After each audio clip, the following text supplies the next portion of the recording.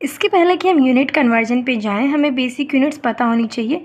आप चाहो तो इसका स्क्रीनशॉट ले लो, क्योंकि हम इसको बार बार अभी कन्वर्जन में यूज़ करने वाले हैं। आइए कन्वर्जन शुरू करते हैं। इसमें हमें दो चीज़ों का ध्यान देना है। पहला ये कि अगर हम कभी किसी बड़ी यूनिट से किसी छोटी यूनिट में कन्वर्जन करते हैं, ठीक है, तो इस केस में हम हमेशा मल्टीप्लाई का यूज़ करते हैं। फॉर एग्ज़ाम्पल, अगर हम किलोग्राम को ग्राम में चेंज कर रहे हैं तो हम हमेशा मल्टीप्लाई करेंगे। जैसे अगर मुझे 5 kg को ग्राम में कन्वर्ट करना हो तो मैं क्या लिखूँगी, 5 × 1000 ग्राम। क्यों? क्योंकि यहाँ पे हमने पहले ही पढ़ा है कि 1 kg = 1000 ग्राम, तो 5 kg = 5000 ग्राम। ओके। दूसरी बात कि जब भी हम किसी छोटी यूनिट से किसी बड़ी यूनिट की ओर जाते हैं, जब भी हम किसी छोटी यूनिट से किसी बड़ी यूनिट की ओर जाते हैं, इस केस में हम क्या करते हैं, इस केस में हम डिवीज़न करते हैं।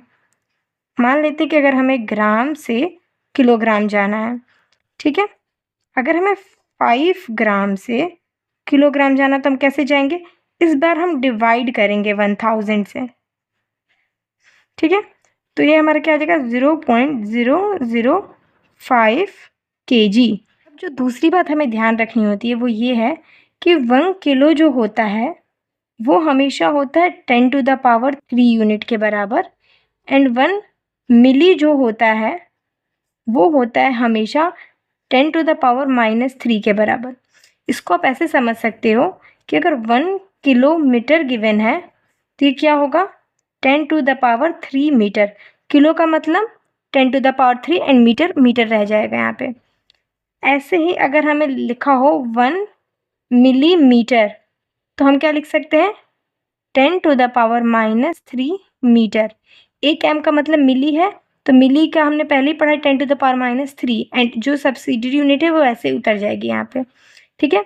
एक और देखते हैं, जैसे 1 kg है, ठीक है, तो हम इसको क्या लिख सकते हैं, 10⁻³ ग्राम। सिमिलरली अगर हमें 1 मिलीग्राम लिखना हो तो हमें पता है मिली का मतलब होता है 10⁻³ एंड ग्राम हमारा रह जाएगा ग्राम। सबसे पहले हम करेंगे 5 kg टू ग्राम, ठीक है। सबसे पहले मैंने एक चीज़ बताई थी कि 1 किलो का क्या मतलब होता है, 10⁻³, ठीक है, तो 1 kg विच इज किलोग्राम का क्या मतलब होगा, 10⁻³ ग्राम, जिसको हम क्या कह सकते हैं, 1000 ग्राम, ठीक है। अगर 1 kg = 1000 ग्राम है तो 5 kg के लिए हम क्या कर लेंगे, मल्टीप्लाई कर लेंगे। हमने हमेशा क्या बोला है कि जब हम बड़ी यूनिट से छोटी यूनिट की ओर जा रहे हैं तो हम हमेशा मल्टीप्लाई करते हैं। यहाँ पर हम कहाँ से जा रहे हैं, किलोग्राम से ग्राम की ओर, तो ये इक्वल हो जाएगा 5000 ग्राम, ठीक है। अब हम करते हैं 5 ग्राम को kg में, ठीक है। हमें पता है कि 1 kg = 1000 ग्राम। तो अगर हमें छोटी यूनिट से बड़ी यूनिट की ओर जाना तो हम क्या करेंगे, डिवीज़न करेंगे। तो हम क्या लिख सकते हैं, 1 ग्राम = 1/1000 kg, ठीक है। अगर हमें 1 ग्राम की वैल्यू इतनी पता है तो हम 5 ग्राम की वैल्यू निकाल सकते हैं। ये इक्वल होगा 5 × 1/1000 kg, ठीक है। इसको हम कैसे लिख सकते हैं, 0.005 kg। देखो ये 3 0 है तो हम ऐसे काउंट करते हैं, 1 2 3, 3 के बाद पॉइंट लगा देते हैं। इसको हम कंडेंस फॉर्म में कैसे लिख सकते हैं, 5 × 10⁻³ kg, ठीक है। नेक्स्ट करते हैं ग्राम टू मिलीग्राम। देखो हमें पता है 1 ग्राम = 1000 मिलीग्राम, ठीक है। तो सिंपली 5 ग्राम कितना हो जाएगा, हमें पता है हम बड़ी से छोटी यूनिट की ओर जा रहे हैं तो हम मल्टीप्लाई करेंगे, तो 5 × 1000 मिलीग्राम, तो ये वैल्यू हमारी आ जाएगी 5000 मिलीग्राम, ठीक है। अब हम कन्वर्ट करते हैं 5 मिलीग्राम को ग्राम में, ठीक है। मैंने आपको बताया था 1 मिली का मतलब होता है 10⁻³ ठीक है।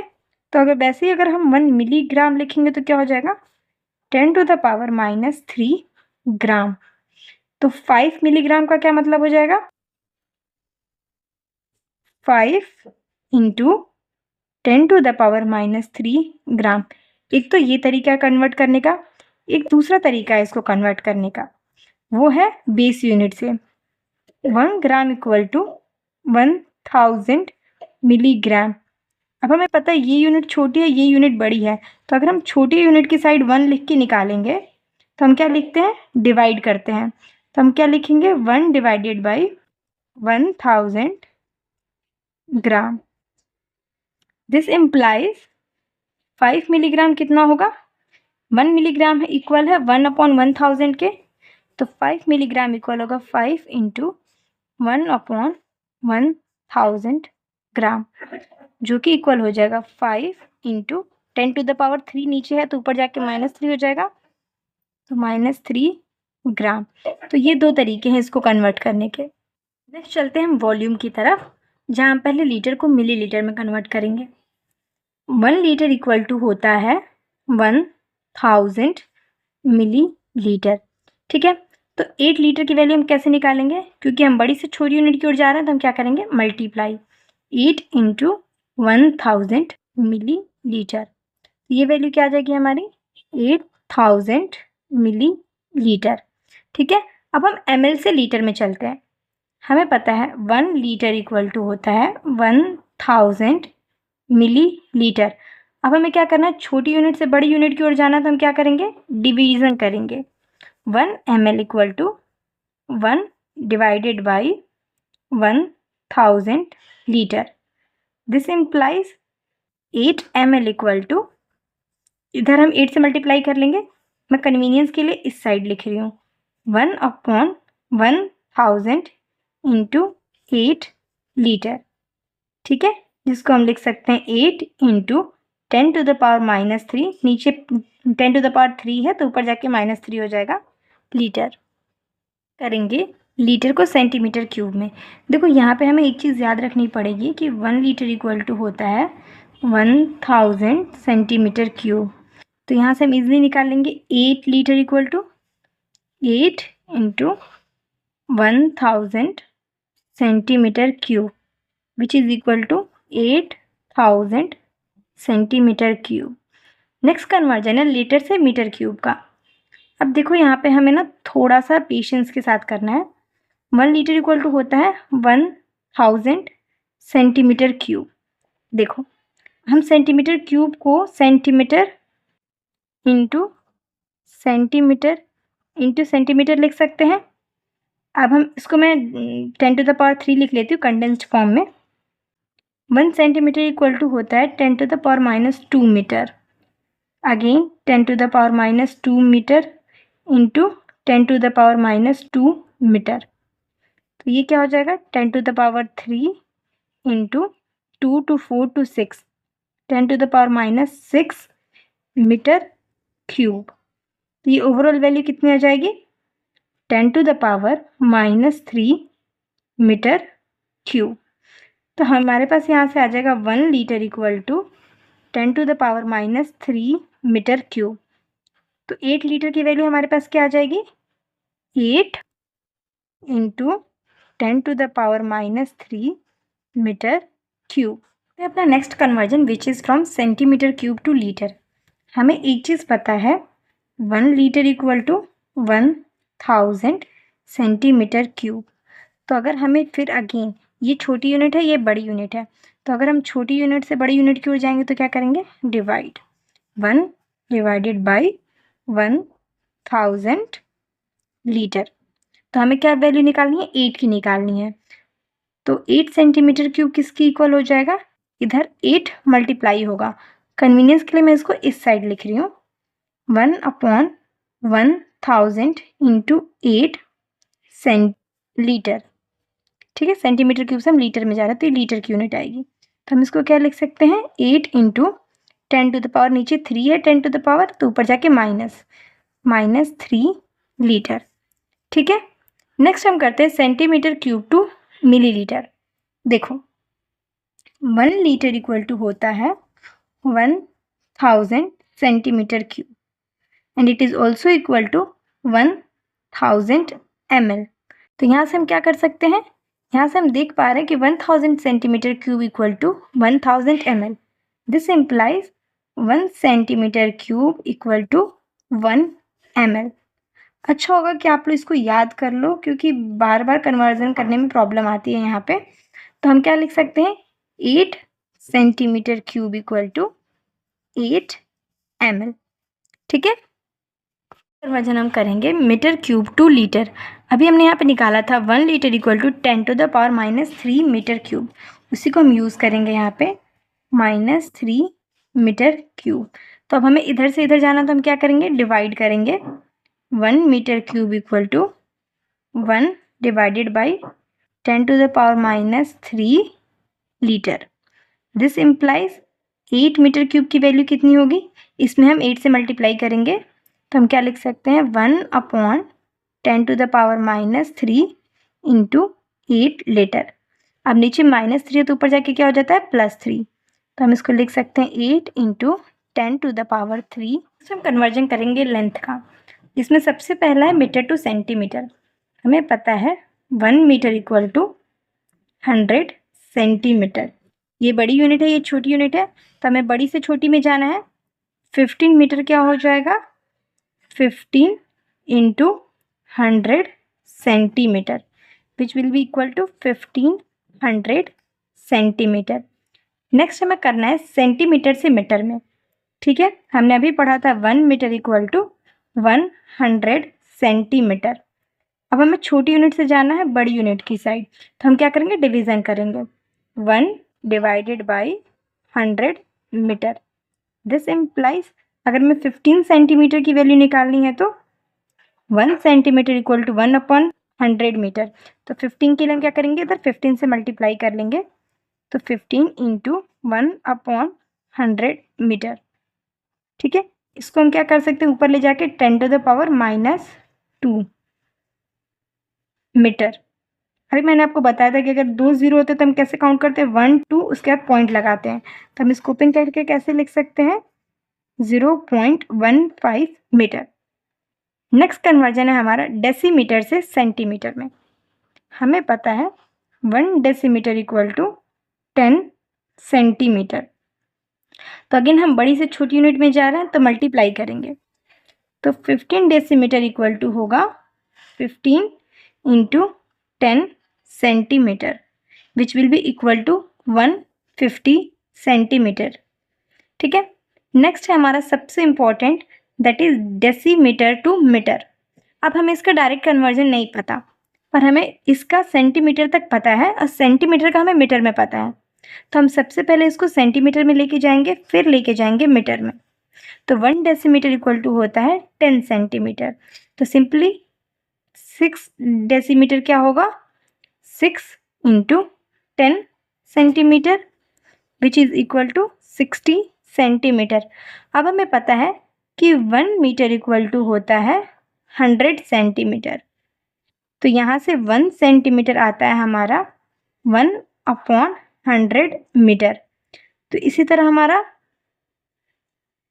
60 सेंटीमीटर किसकी इक्वल आ जाएगा, इंटू 60। तो मैं इधर लिख लेती हूँ 60 इंटू 1/100 मीटर। यहाँ 0 से 0 कैंसिल होगा, तो ये क्या आ जाएगा, 1 0 है तो 1 के बाद पॉइंट लग जाएगा, 0.6। चलते हैं टेम्परेचर के कन्वर्जन में, जो कि बहुत इंपॉर्टेंट होते हैं states of matter, gaseous laws वगैरह थर्मोडायनेमिक्स में। देखो, डिग्री सेल्सियस को हम कन्वर्ट करते हैं केल्विन में कैसे, जो भी डिग्री सेल्सियस होता है उसमें जब हम ऐड कर देते हैं 273.15, तो ये हो जाता है हमारा केल्विन के बराबर। ठीक है, जैसे अभी हमारे पास 25 डिग्री सेल्सियस है, तो हम क्या करेंगे, 25 plus 273.15 which is equal to 298.15 kelvin. ठीक, नेक्स्ट है हमारा केल्विन से डिग्री सेल्सियस। इसके लिए हम क्या करते हैं, केल्विन से अगर हमें जाना होता है तो जो भी केल्विन की वैल्यू गिवन होती है उसमें से हम माइनस कर देते हैं 273.15, तो हमारा आ जाता है डिग्री सेल्सियस। इस बार हमारे पास क्या गिवन है, 300 केल्विन। तो इसमें से हम माइनस कर देंगे 273.15, तो ये हमारा इक्वल हो जाएगा 26.85 डिग्री सेल्सियस। ठीक है, नेक्स्ट हम चलते हैं डिग्री सेल्सियस टू फ़ारेनहाइट। इसके लिए हमारे पास क्या फॉर्मूला होता है? इसके लिए हमारे पास फॉर्मूला होता है डिग्री सेल्सियस इंटू 9/5 प्लस 32। ठीक है, तो हमारे पास क्या है 40 इंटू 9/5 प्लस 32, ये क्या आ जाएगा 5 8 जा 40, 8 9 जा 72, ये हो जाएगा 72 plus 32 which will be equal to 2247310 104 degree Fahrenheit. Next है हमारे पास फ़ारेनहाइट से सेल्सियस के लिए।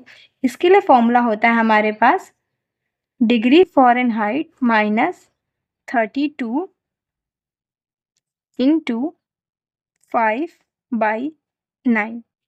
ठीक है, तो हम क्या रखेंगे डिग्री फ़ारेनहाइट की जगह पे 59 माइनस 32 इंटू 5 डिवाइडेड बाई 9, ये वैल्यू हमारी आएगी 27 इंटू 5/9, 9 3 ज़ा 27, तो ये आ जाएगा हमारा 3 5 ज़ा 15 डिग्री सेल्सियस। तो ये रहे हमारे टेम्परेचर के कन्वर्जन करेंगे हम डेंसिटी की यूनिट की विच इज़ ग्राम पर ml टू ग्राम पर लीटर। देखो सबसे पहले हम इसको फ्रैक्शन के फॉर्म में लिख लेते हैं, ग्राम डिवाइडेड बाई ml। ठीक है, अब हमें इतना पता है कि 1 litre equal to 1000 ml। Similarly 1 ml equal to, अब हम क्या करेंगे डिवाइड करेंगे अगेन, क्योंकि छोटी से बड़ी यूनिट की ओर जा रहा है, तो 1000 लीटर जो कि फर्दर इक्वल हो जाएगा 1 ml इक्वल टू, ये 10 टू द पावर नीचे 3 है, ऊपर जाके -3 हो जाएगा, -3 लीटर। तो 1 ml हमारा इक्वल है इतने लीटर के। ठीक है, तो इसी वैल्यू को हम यहाँ रख देंगे बस, ऊपर ग्राम से कोई चेंज नहीं हुआ है तो ग्राम को वैसे ही छोड़ देंगे। मिलीलीटर में हम लिख लेंगे 10 टू द पावर -3 लीटर। अब ये ऊपर जाएगा तो क्या हो जाएगा 10 to the power +3 and then unit जैसी है वैसी आ जाएगी ग्राम पर लीटर। ठीक है, तो ये है हमारा कन्वर्जन। नेक्स्ट हम करेंगे ग्राम पर सेंटीमीटर क्यूब से ग्राम पर लीटर में। देखो यहाँ पे भी हम पहले इसको फ्रैक्शन के फॉर्म में लिखेंगे, gram divided by centimetre cube. ठीक है, अब देखो हमने पढ़ा है 1 litre equal to 1000 centimetre cube, तो 1 सेंटीमीटर क्यूब होगा हमारा, अगेन इधर जाके हम इसको डिवाइड करेंगे 1000 लीटर। ठीक है, तो ये फर्दर किसके इक्वल हो जाएगा, ये हो जाएगा नीचे 10 टू द पावर 3 है तो ऊपर जाके -3 हो जाएगा, 10 टू द पावर -3 लीटर। अब इसी वैल्यू को हम उठा के यहाँ पुट कर देंगे, gram divided by 10 to the power -3 litre. अभी नीचे -3 है तो ऊपर जाके क्या हो जाएगा +3 ग्राम अपॉन लीटर। ठीक है, नेक्स्ट हम करते हैं एक इम्पॉर्टेंट कन्वर्जन ग्राम पर सेंटीमीटर क्यूब से केजी पर मीटर क्यूब। पहले इसको आप खुद ट्राई करो फिर देखना आंसर। ठीक है, पहले मैं वैसे ही लिखूंगी फ्रैक्शन के फॉर्म में, gram divided by centimetre cube. अब हमें पता होता है 1 kg equal to 1000 gram, it means 1 gram equal to, अब तो आपको पता ही चल गया होगा, इधर आके डिवाइड हो जाएगा, ये आ जाएगा 10 टू द पावर -3 kg। ठीक है, तो सबसे पहले ये ऊपर लिख लेते हैं 10 टू द पावर -3 kg। तो ऊपर वाली यूनिट अब हमारी कन्वर्ट हो चुकी है नीचे सेंटीमीटर, हमें पता है 1 मीटर इक्वल टू 100 सेंटीमीटर, तो 1 सेंटीमीटर क्या हो जाएगा again 1/100 metre which will be equal to 10 to the power -2 metre equal to 1 centimetre. ये वाली वैल्यू हम यहाँ लिख देंगे। अब देखो यहाँ पे 3 बार सेंटीमीटर है, ठीक है, centimetre into centimetre into centimetre. ठीक है, इसको हम यहाँ देखते हैं। ठीक है, तो हम क्या करेंगे, इसको लिखेंगे ऐसे again 10 to the power -3 kg divided by, हर सेंटीमीटर को मीटर में चेंज करेंगे, 10 to the power -2 metre into 10 to the power -2 metre into 10⁻⁻2 metre. ठीक है, तो ये वैल्यू आ जाएगी आपकी 10⁻³ डिवाइडेड बाई 2 to 4 to 6, 10⁻⁻6 ऊपर kg नीचे मीटर क्यूब। अब ये 6 ऊपर प्लस होगा और -3, तो ये आ जाएगा 10⁻³ kg पर मीटर क्यूब। ये रहा हमारा फाइनल आंसर।